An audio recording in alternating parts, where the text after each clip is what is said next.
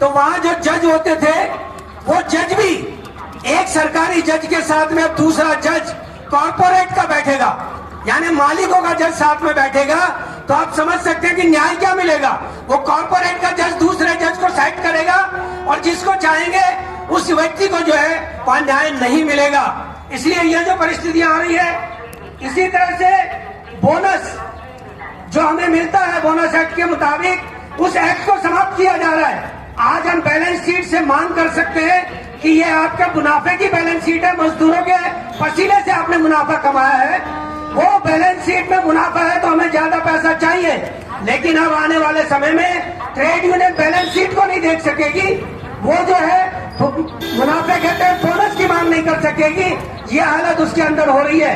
धारा 111 भारतीय न्याय संहिता जो संगठित अपराध के लिए तय की गई है, उसका ट्रेड यूनियन के ऊपर इस्तेमाल किया जा रहा है। ट्रेड यूनियन आंदोलन के अंदर उसका इस्तेमाल करके ट्रेड यूनियनों के प्रदर्शनों पर, उनके एजुकेशन के ऊपर, उनकी रैलियों के ऊपर, उनके प्रदर्शनों के ऊपर सब पर रोक लगाई जा रही है।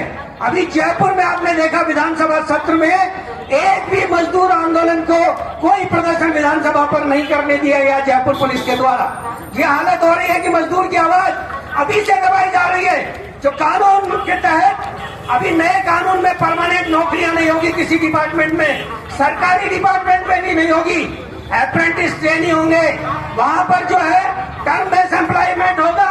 और उसी के साथ साथ प्रधानमंत्री इंटर्नशिप योजना जो 500 बड़े कारखानों में लागू कर दी गई है, 5,000 रुपए प्रति माह के अंदर 5,000 रुपए प्रति माह देंगे और उनसे प्रोडक्शन करवाएंगे, अप्रेंटिस ट्रेनिंग से प्रोडक्शन करवाएंगे।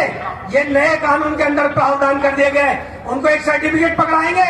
अभी रेलवे में क्या हो रहा है, जितने भी 2 साल की ट्रेनिंग हो रही है उसके बाद में एक सर्टिफिकेट वो तो वहां जो जज होते थे वो जज भी एक सरकारी जज के साथ में अब दूसरा जज कॉर्पोरेट का बैठेगा, यानी मालिकों का जज साथ में बैठेगा, तो आप समझ सकते हैं कि न्याय क्या मिलेगा।